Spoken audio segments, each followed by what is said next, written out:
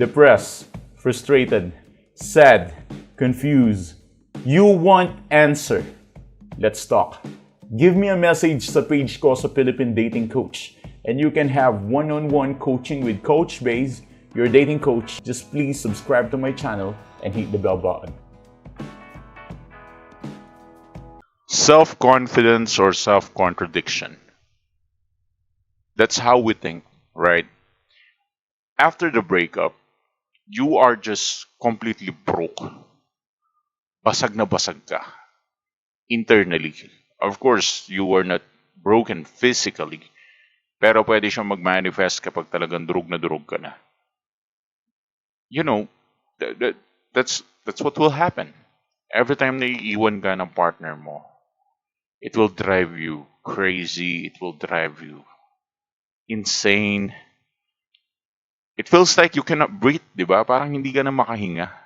Parang yung bituka mo tinanggal no? Yung lungs mo, yung daanan ng breath, yung daanan ng airflow biglang sisikip, butterfly in the stomach. Tapos parang mas pipiliin mo pang magkaroon ng physical damage kaysa masaktan ng emotional. You've heard this a lot. Na mas masakit daw yung anxiety at depression kaysa sa mga physical pain.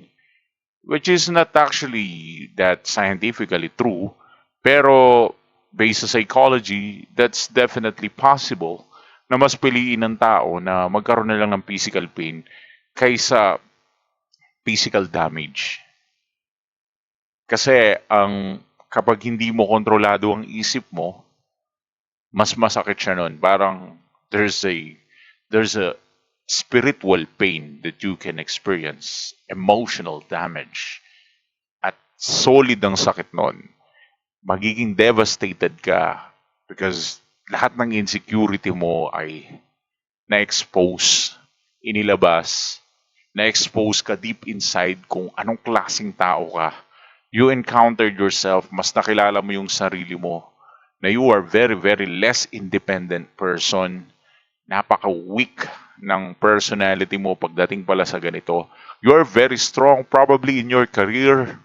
Kung isa ka mang atleta, kung isa ka mang engineer, kung isa ka mang IT, kung isa ka mang doctor or anything na pinagkakabalahan mo sa buhay mo, maybe you are reliable in terms of those things.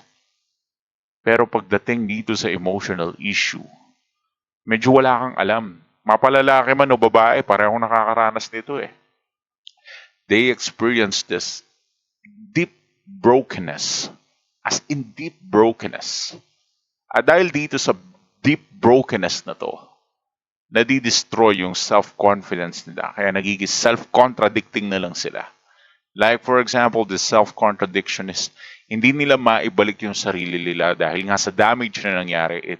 It's like an injury na yung nagagawa mo last year ay hindi mo na pwedeng magawa ngayong year dahil meron ka ng broken ankle or ewan ko, mga broken something na nangyari like in your feet, parang broken ankle, and now you cannot even walk because of that.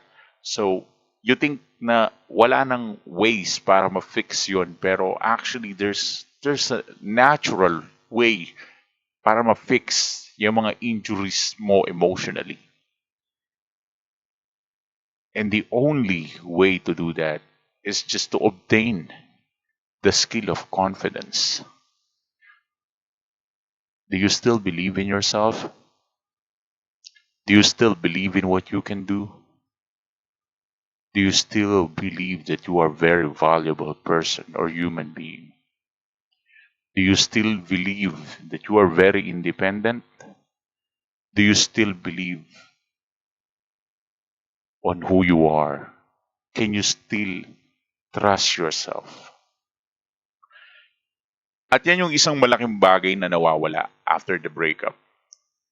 Hindi nare-repair yung dating personality. Nababasag yung dati mong pagkatao na nung kayo pa.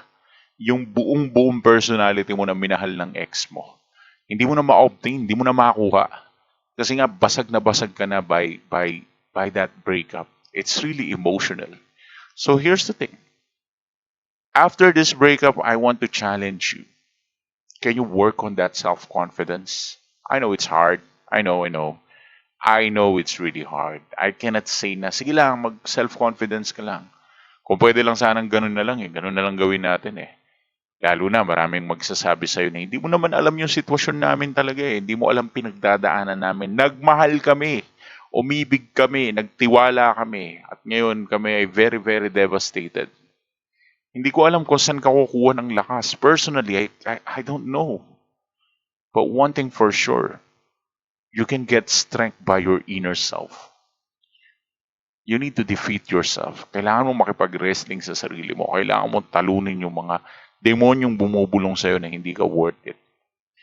Kailangan mo talunin yung mga demonyong bumubulong sa'yo na hindi ka enough. Kailangan mo talunin yung mga demonyong bumubulong sa'yo na wala ka dapat confidence. Gusto mo mag-work ang law of attraction at maibalik ang lahat ng bagay na nawala sa'yo. Kung sakaling feeling mo, mahalaga talaga ex mo, pati ex mo, ibabalik nito. Law of attraction. Pero anong law of attraction yun? Do I need to think about my ex all day? Like maghapon kung iisipin yung ex ko nang walang katapusan kagaya ng mga tinuturo sa law of attraction to get my ex back. Imagine kung magbabalikan kami. No! Just stop this bullshit imagination of your ex na magbabalikan kayo. Just activate the law of attraction by using your confidence. Just believe. Believe is the only thing that you really need. Anyways, if you still want to get your ex back or not, give us a message to Philippine Dating Coach. Let's have one-on-one coaching. Thanks for watching.